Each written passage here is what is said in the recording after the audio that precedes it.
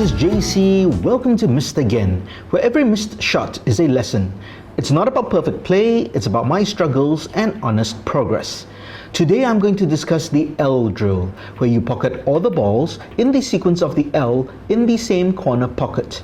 The L drill is a classic cue ball control and position play drill.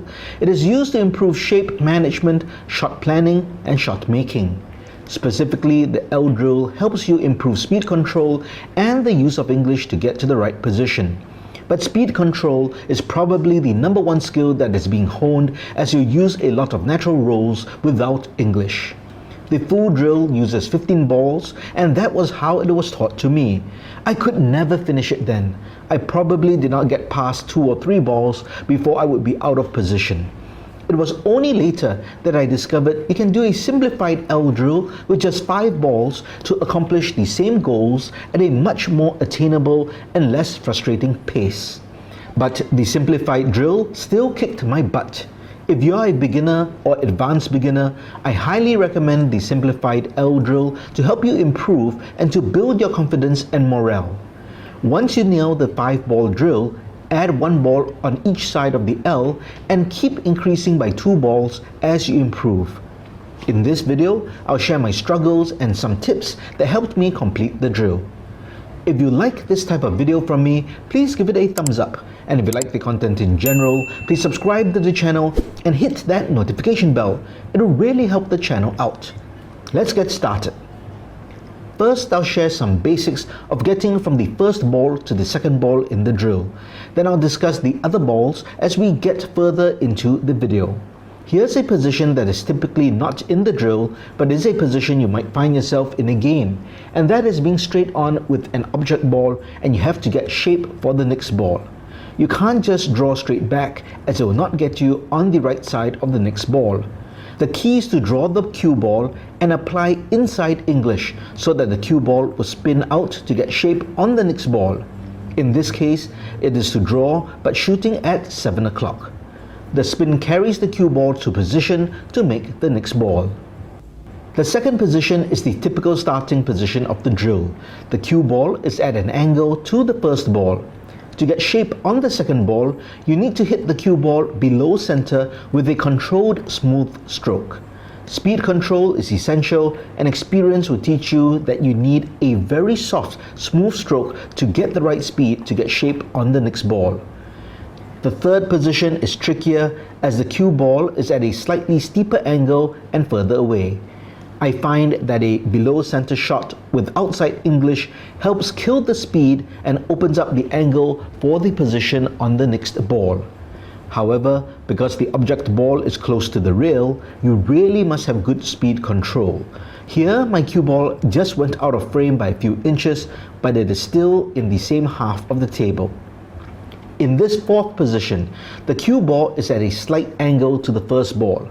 However, instead of drawing off 1 rail as I did earlier in position 2, I will come off 2 rails. This might be needed because the 1 rail path is blocked, or because coming off the second rail will give you better shape on the next ball, or because you're more comfortable killing the speed of the cue ball when it comes off 2 rails. I should mention, for most of these close finesse shots, I hold the cue high up on the butt to have more control on the shot. To come back 2 rails, you must shoot at 7 o'clock. The angle must be correct. If it is too steep, there's no way you'll come off 2 rails. Same if it is too straight on. With the right stroke and speed, you will come off 2 rails for the next ball. Now let's talk through a few more runs and some mistakes I made. For this first ball, I drew the cue ball off 2 rails using low left-hand English like I just described. I ended up fairly straight on the green 6, so drew back straight. There is an angle on the next ball, but the cue ball is very close to the rail but not touching it. I'm shooting as close to center as possible. The center ball hit causes the cue ball to go off at about a 30-degree angle after contact with the object ball and goes off the rail for position on the blue 2. For the 2 ball, I use a center ball hit and natural roll to go off 1 rail for position on the yellow 1. The other option was to stun it with a bit of draw to get a better angle on the 1. Do you think that is a better option?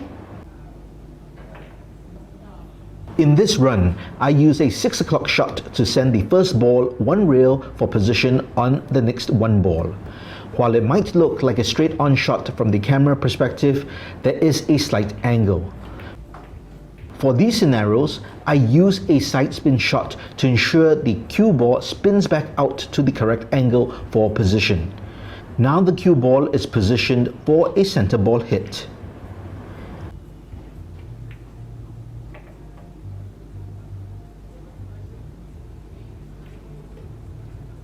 For the next ball, I chose to go for a center ball and natural roll. However, that was a mistake. I should have stunned it with draw so that the cue ball comes off at an angle. As a result, the cue ball is virtually straight on the last two ball. I had no choice but to attempt a double bank shot to get the two in the correct pocket. I applied right hand English at 2 o'clock to transfer spin onto the two ball, and it dropped. I was happy with that shot. After you have drilled on one side of the table, you now have to shift to the other side.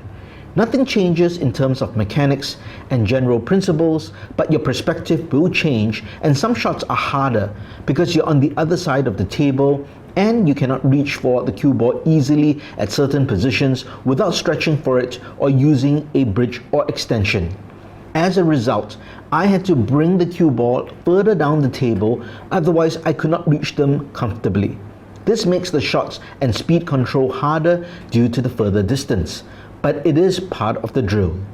For this shot, I left myself with a tough, thin cut, but performed a recovery shot with an above center hit to go 2 rails for position on the 9.